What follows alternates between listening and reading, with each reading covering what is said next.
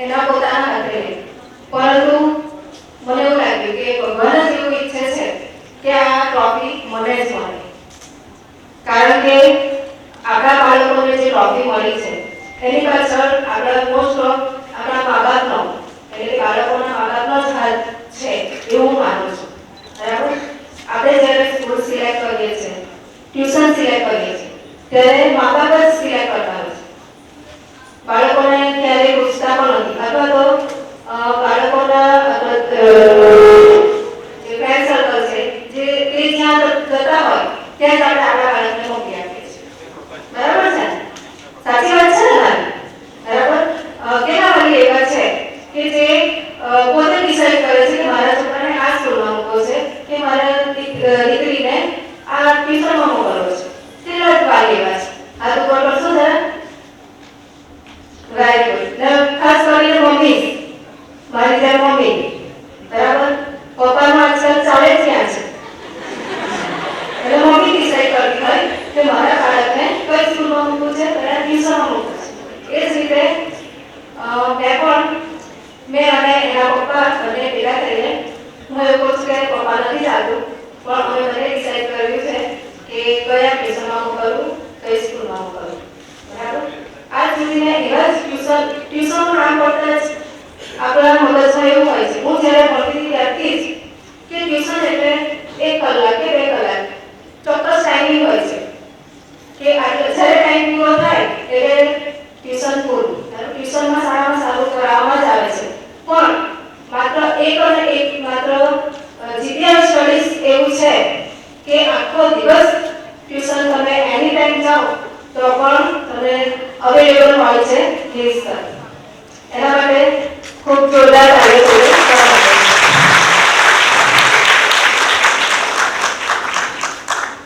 એ માટે હું ગિરીશનો ખૂબ આભાર માનું છું. હું એક પોતે ગુરુ છું અને હું તો એવું માનું છું કે ગિરીશ મારા પણ ગુરુ છે. મારી બેટીના તો છે જ છે, આપણા સૌના પણ છે. બરાબર, આખો દિવસ પણ મહેનત કરાવે છે જીપીએસ સ્ટડીઝમાં, પણ રાત્રે પણ ટ્યુશન અવેલેબલ હોય છે. આવું ટ્યુશન મેં ફક્ત જીપીએસ સ્ટડીઝ જોયું છે કે રાત્રે પણ છોકરાઓને મહેનત કરાવે. તો હું આ જીપીએસ સ્ટડીઝને ખાલી ટ્યુશન જ નહીં કહું, જીપીએસ પરિવાર નામ આપવા માંગુ છું કે જીપીએસ સ્ટડીઝ એટલે જીપીએસ પરિવાર છે.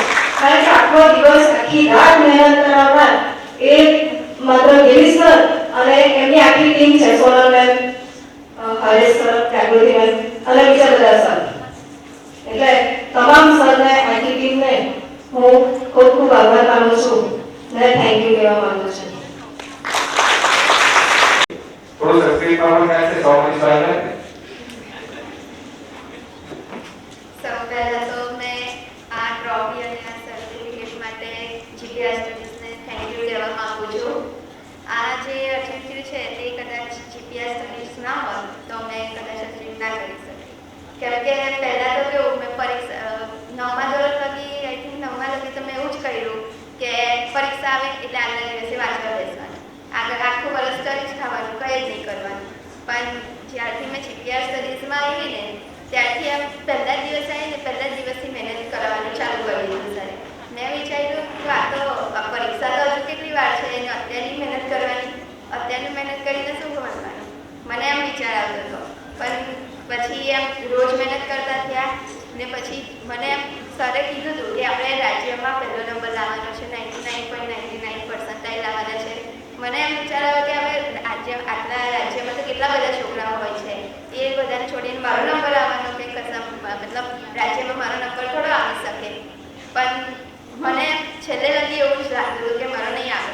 પણ મહેનત એટલી કરાવી ને સરે કે 99.93% આવી શકે. અને આજે જે પણ જગ્યાએ છું તે માટે ગિરીશ અને સૌ જોતા થેન્ક યુ. એન્ડ પૂરી જીપીએસ સ્ટડીઝની જે ટીમ છે બહુ સપોર્ટિવ છે. તમને કોઈ પણ જગ્યાએ પ્રોબ્લેમ હોય એવું નહીં કે તમે એમની પાસે ભણતા હો છો, એમની પાસે ભણવાનું પતી જવા છતાં પણ તમારું જો ફ્યુચરમાં કોઈ પણ પ્લાન હોય તો તે હંમેશા સપોર્ટ કરે છે. અને એટલું જ કહેવા માંગીશ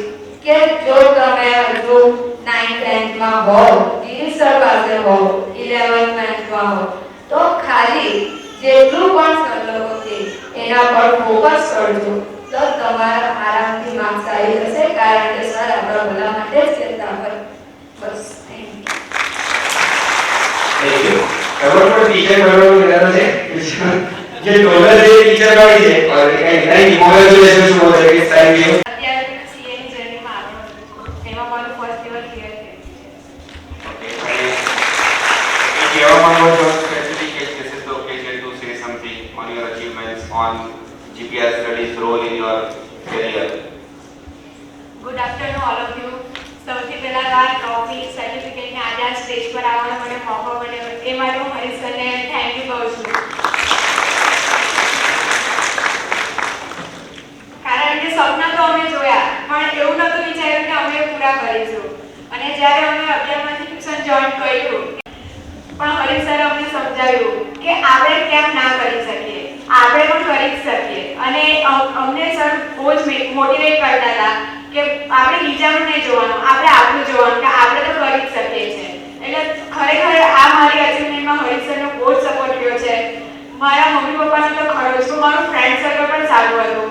અને બીજું કે અમને જીપીએસ સ્ટડીઝમાંથી ખાલી ભણાવવામાં નથી આવતું, અમને લાઈફ માટે પણ ઘણું ગાઈડન્સ આપવામાં આવે છે. આજે હું સીએની જર્નીમાં છું, એમાં મેં ઘણો વિચાર તો કર્યો પણ મારું મને એવું કહેતું હતું કે મારાથી નહીં થાય. ત્યારે પણ મને હરીશ સરે બહુ જ સપોર્ટ કર્યો હતો. મને બોલાવીને સમજાવ્યું કે તારાથી થશે તું કર, કેમ કે તે વિચાર્યું છે તો થઈ જશે. ને આજે મેં એનું ફર્સ્ટ યર પર ક્લિયર કરીને ઇન્ટરમાં છું. એટલે thank you Harish sir. Firstly હું થેન્ક યુ કહેવા માંગુ છું એ અભ્યાસોને, કેમ કે જ્યારે એ અભ્યાસો મારી લાઈફમાં એન્ટર થયું છે એ બહુ મેઇનલી પાર્ટ છે. કેમ કે હું જ્યારે એમકોમ સેમિસ્ટર 3 માં હતી, ફાઇનાન્શિયલ ઇશ્યુના લીધે રેગ્યુલર કોલેજ નહીં જઈ શકતી, તો ત્યારે એમ જ સ્ક્રોલ કરતી હતી એક દિવસ ઘરે બેસીને. તો ત્યારે હું ટ્યુશન ક્લાસીસમાં જોબ કરતી હતી, તો ત્યારે સ્ક્રોલ કરતી હતી તો એ અભ્યાસોની એડવર્ટાઇઝમેન્ટ મારા નજરમાં આવી. તો મને ખબર પડી કે એકદમ ઓછા કોર્સમાં 3 અકાઉન્ટ. હવે થિયરિકલ સબ્જેક્ટ માસ્ટરમાં તમને ખબર હોય તો થિયરિકલ સબ્જેક્ટ તો એટલા આપણે લેવલ પર હોઈએ કે જાતે ક્લિયર કરી શકીએ, પણ અકાઉન્ટ્સ એવું છે કે જેના માટે કાં તો તમારે કોલેજમાં લેક્ચર રેગ્યુલર કરવા પડે અને કાં તો કોઈ ટ્યુશનનો સહારો છે. તો મેં ત્યારે એ અભ્યાસની એડવર્ટાઇઝમેન્ટ જોઈ અને મને એના એડવર્ટાઇઝમેન્ટ પરથી જ એવું લાગ્યું કે નહીં, જે મને સેટિસ્ફેક્શન જોઈએ છે તે આ પ્લેટફોર્મ મને પૂરું પાડી શકે છે. અને એ બી આપણને જ્યારે ટાઈમ હોય ત્યારે. આખો દિવસ આપણે જોબમાં જતા હોય તો આપણે એના ટાઈમ સાથે બંધાયેલા નહીં. રેકોર્ડેડ વિડીયો જ્યારે તમે જોવો હોય ત્યારે જોઈ શકો ઇઝીલી. અને ત્યારે એમકોમ સેમિસ્ટર 3 માં મેં ગુજરાત લેવલની પ્રોફેસરની એક્ઝામ ક્લિયર કરી જીસેટ. ત્યારે મેં જીસેટ ક્લિયર કરી ત્યારે મેં ઈ અભ્યાસના લાસ્ટ 10 ડેઝમાં ત્રણેય અકાઉન્ટના વિડીયો જોઈને હું એફએમટેલમાં 50 આઉટ ઓફ 49 લાવી શકી. તેના માટે હું સ્કોલરને અને ગિરીશ સરનો કોચ પૂરી અભ્યાસનું તેમને થેન્ક યુ સો મચ કહેવા માંગુ છું. પહેલાં મને એમને ઇન્ટરવ્યૂ માટે બોલાવેલી પણ ત્યારે થોડી ફેમિલી ઇશ્યુના લીધે હું નહીં આવી શકી હતી, પણ એમનો મને કોલ આવ્યો. મેં કીધું નહીં સર, આ વખતે તો હું જરૂર આવીશ કે તમે જે મને આપ્યું છે, તમે જે મને ડેડિકેટ કર્યું છે તેનું ઋણ ઉતારવા માટે હું તમને થેન્ક યુ સો મચ કહેવા સ્પેશિયલી આમ પ્લેસર આવ્યું આજે સુરતથી અહીંયા સ્પેશિયલી તમને થેન્ક યુ સો મચ કહેવા. અને હાલમાં હું લેક્ચરર તરીકે જજેશા કોલેજમાં વર્ક કરું છું as assistant professor. Thank you so much. પાલીગણ તથા વલ્લા વિદ્યાર્થીઓ, હું પણ એક શિક્ષક છું એટલે કહેવાની ઈચ્છા થાય. અમારો ભૂતપૂર્વ વિદ્યાર્થી છે. હું પ્રાથમિક શાળામાં અંતરડા કુમાર શાળામાં શિક્ષક તરીકેની ભૂમિકા નિભાવું છું. ધોરણ 3 થી ઓળખું છું અને ધોરણ 10 સુધી એના સંપર્કમાં રહીને મેં એનો પૂરેપૂરો સ્વભાવનો અભ્યાસ મેળવેલો છે.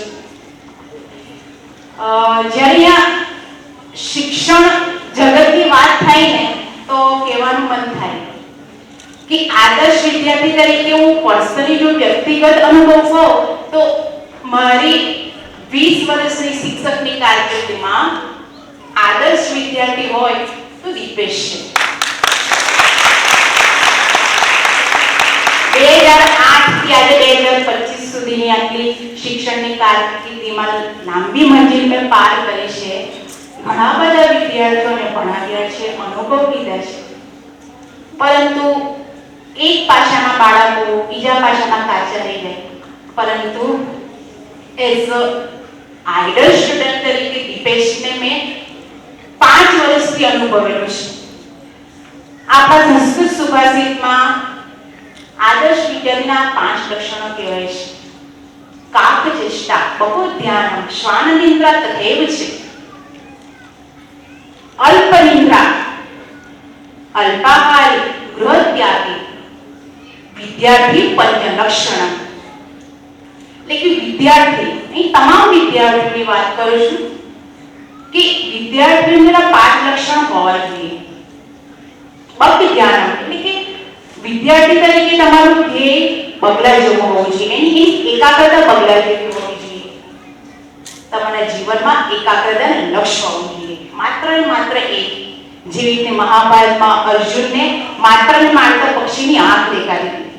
એવી એકાગ્રતા તમારી પાસે છે તો તમે આદર્શ વિદ્યાર્થી.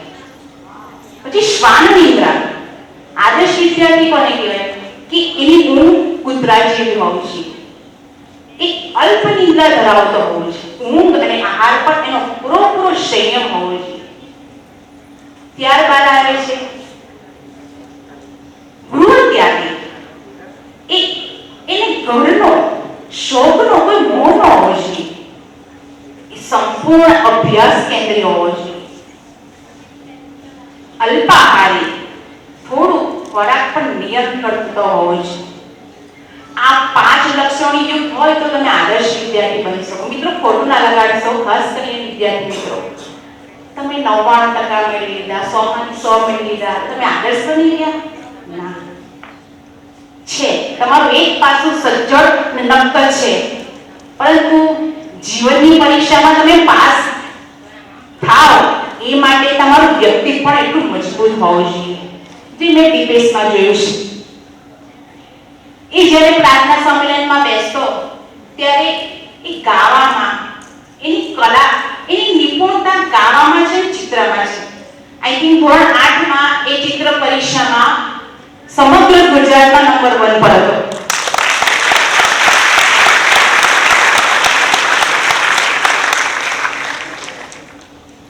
એનું ગાવાનું પણ એટલું સરસ છે, એનું ચિત્ર પણ એટલું સરસ, એનો સ્વભાવ પણ એટલો સરસ.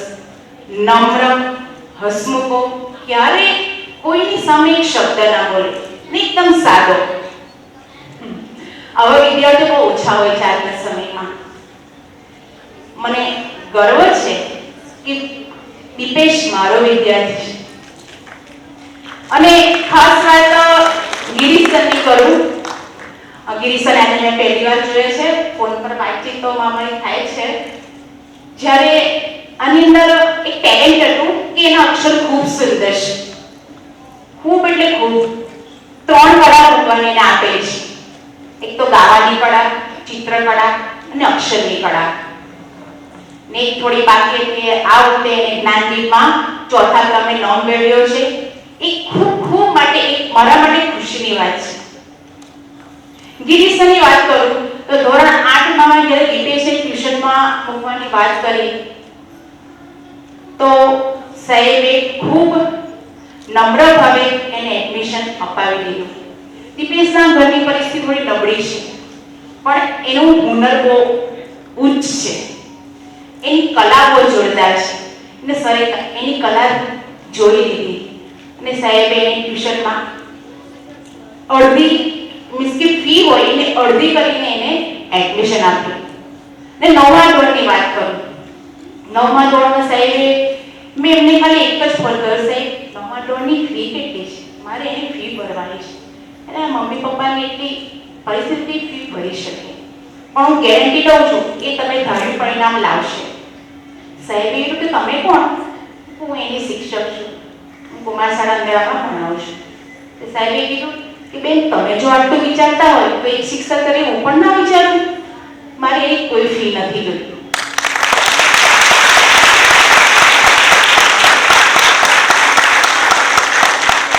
આ રીતે ધોરણ 8, 9, 10માં પણ સાહેબે એટલી જ ગેરંટી લીધી અને સાહેબને મેં એટલી ખાતરી પણ આપી, તમે ગમે તે રીતે એને બસ 9માં સારામાં સારું પરિણામ લાવે એવા પ્રયત્ન કરો. ને સાહેબની મહેનત, દીપેશની મહેનતને મારો વિશ્વાસ રંગ લાગ્યો. અને ખરેખર આજે મને ગર્વની વાત છે મને નિતેશ સર ગીરીશ અને આમંત્રણ આપ્યું તમે આવશો તો મારા માટે બહુ જ ખુશીની વાત છે. ભલે એને 9-10 મેં ભણાવ્યો નથી પણ ધોરણ 4 થી મેં એને ભણાવ્યો છે અને ગળ્યો છે. એક બાળક તરીકે એક દીકરા તરીકે મેં એને માન્યો અને ભગવાનને એટલી જ પ્રાર્થના કરું કે આવા જ વિદ્યાર્થી આપતા રહે ને અમારા જેવા શિક્ષકને નિમિત્ત બનાવીને એનું ઘડતર થાય, એના શિક્ષણ કારકિર્દીમાં અમારા જેવા સહયોગી બને એવી જ મા સરસ્વતીને પ્રાર્થના. અસ્તુ. જય હિન્દ, જય ભારત.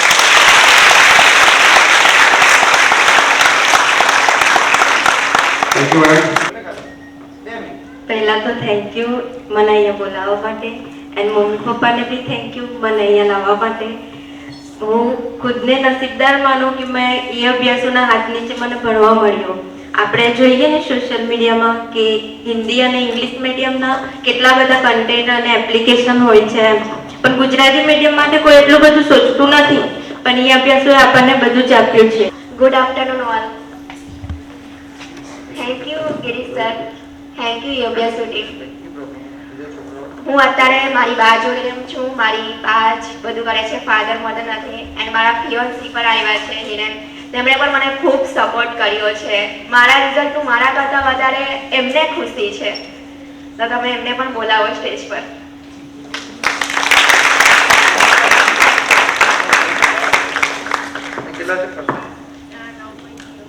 જો આનું જે રિઝલ્ટ છે ને 9.05 છે અને એના મમ્મી પપ્પા બી નહીં.